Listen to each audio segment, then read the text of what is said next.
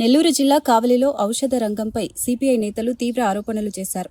రాష్ట్రంలో ఔషధ రంగం పూర్తిగా అవినీతి మాఫియా గుప్పిట్లోకి వెళ్లిపోయిందని సిపిఐ రాష్ట్ర నాయకుడు దామా అంకయ్య ఆరోపించారు. కావలి ఏరియా హాస్పిటల్ వద్ద నిరసన చేపట్టి మీడియాతో మాట్లాడిన ఆయన మెడికల్ షాపుల నుంచి నెలవారీ మామూలు వసూలు జరుగుతున్నాయని చెప్పారు.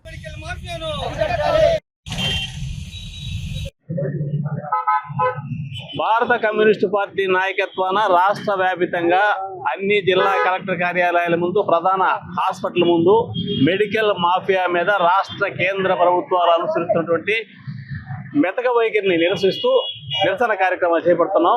ప్రధానంగా కేంద్రంలో ఉండే ప్రభుత్వం కానీ లేక మన రాష్ట్ర ప్రభుత్వాలు కానీ మెడికల్ మాఫియాని కంట్రోల్ చేయలేని పరిస్థితులు ఉన్నారు. వాళ్లే ప్రభుత్వాన్ని శాసించే పరిస్థితి వస్తున్నారు.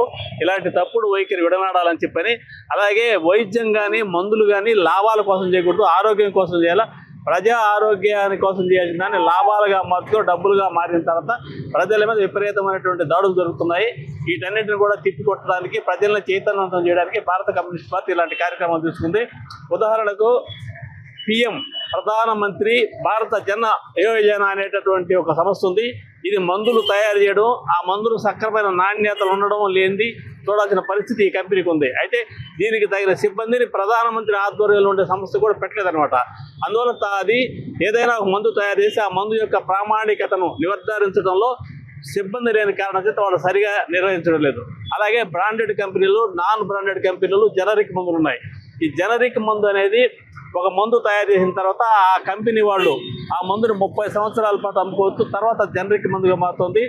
మిగిలినటువంటి బ్రాండెడ్ మందులు కానీ, నాన్ బ్రాండెడ్ మందులు కానీ వాటి వలన ఉత్పత్తి అయ్యేటంటే ఒక టాబ్లెట్ ఉత్పత్తి అయ్యడానికి 5 పైసలు పడితే దాన్ని రూపాయి చిల్లరకు అమ్ముతారు వీళ్ళు.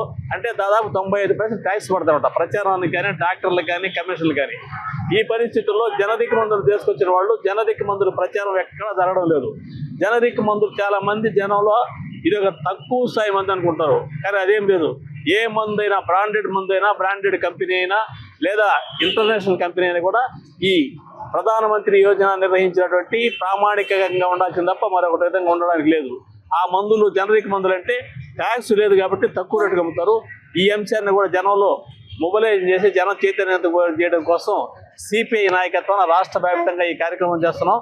ఇప్పటికైనా ప్రజలు గమనించాలని, ఈ ప్రజా ఆరోగ్యాన్ని కాపాడడానికి, మా మెడికల్ మాఫియాని నియంత్రించడానికి మేము చేసే పోరాటాన్ని కలిసి రావాలని చెప్పి కోరుతూ సెలవు తీసుకుంటున్నాను.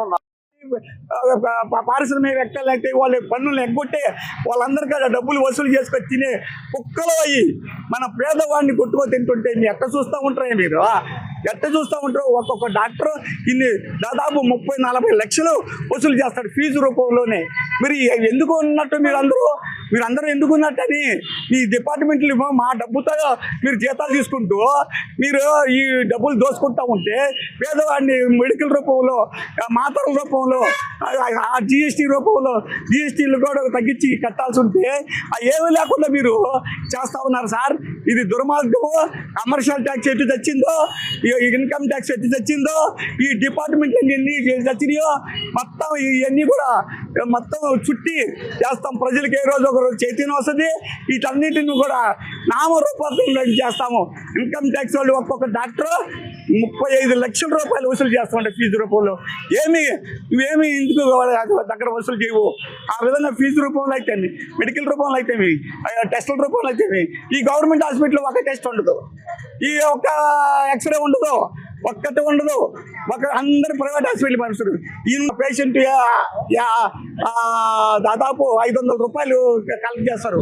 దాదాపు 1,75,000 రూపాయలు పేషెంట్ల దగ్గర ఓన్లీ ఫీజు వరకే, అది కన్సల్టెంట్ ఫీజు వరకే తీసుకుంటారు. అంటే 1,75,000 రూపాయలు తీసుకుంటారు ఒక్కొక్క డాక్టర్.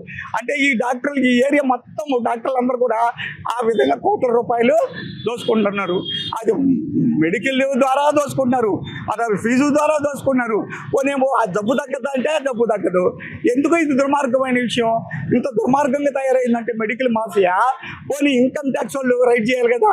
వాళ్ళు ఇన్కమ్ ట్యాక్స్ ఇంత డబ్బు కలెక్ట్ చేస్తున్నారు ప్రజల నుంచి, మీరు ఆదాయం ఎంత ఉంది, మీరు కడుతున్నారా లేదా అని అసెస్మెంట్ చేయాలి కదా. 4 రూపాయలు ఎగజల్లితే ఏది అసెస్మెంట్ చేసి ఒక కాగితం ముక్కలు పడేస్తే తీసుకుంటారా? ఇన్కమ్ ట్యాక్స్ వాళ్ళు ఉరి తీయాలా? ఎందుకంటే